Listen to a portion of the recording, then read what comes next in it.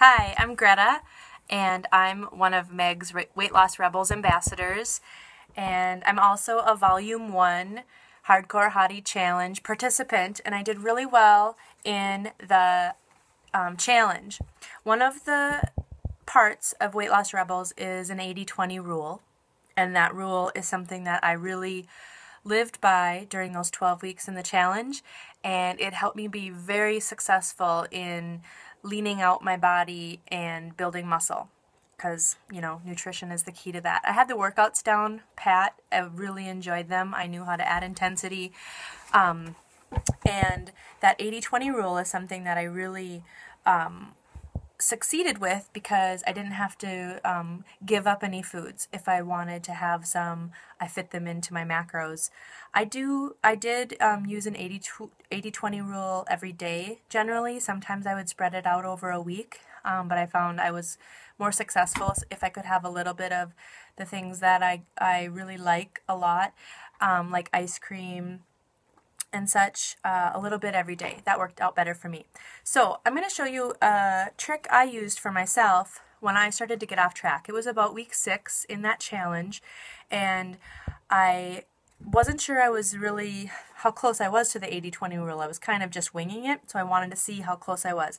So I printed out, these are my actual printouts from around week 6 of the Hardcore Hottie Challenge Volume 1.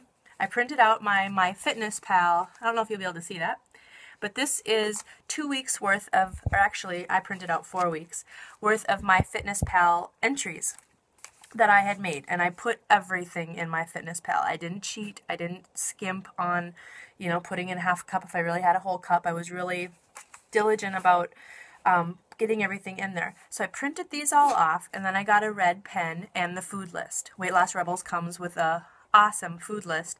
Gives you all these ideas under proteins, vegetables, carbohydrate, dairy, sweeteners, beverages, condiments, fats, and treats. So it has all of these foods on the list, and then I took a red marker and I circled everything in my MyFitnessPal diary, my food diary, that was not on the list.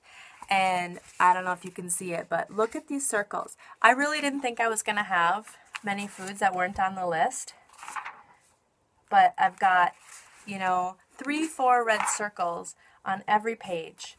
Some of those I knew about because I was including them in my 80-20, but many of them were part of recipes or foods that we had made around the supper table that I wasn't counting, like mayonnaise that was in those. Another big one for me was raisins. I counted those as a fruit, but when I really tightened things up, I didn't count it as a fruit anymore because it had, it wasn't a whole food. It was, well, not a whole food to me anyway. It was fresh. So I took raisins off. That was a big one for me because I was eating raisins every morning with an almond raisin and chocolate little combination, like a mix I made. So anyway, I went through MyFitnessPal and I redlined everything that wasn't on the list, and then I took the list out and I made substitutions. So for mayo, I switched to Greek yogurt, for instance, in many recipes.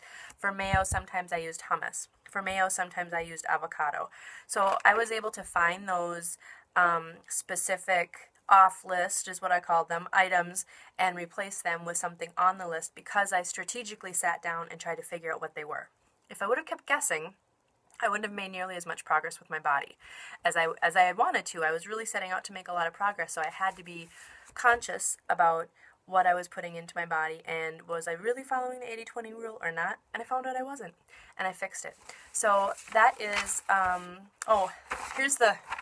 here I actually had this is the big list I ended up with after checking through my whole diary.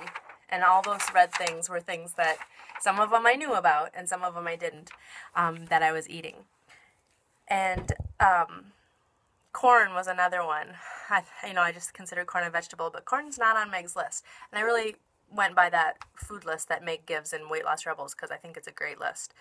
Anyway, that is my tip for making sure you're as close to the 80-20 rule, if that's important to you, as you can be.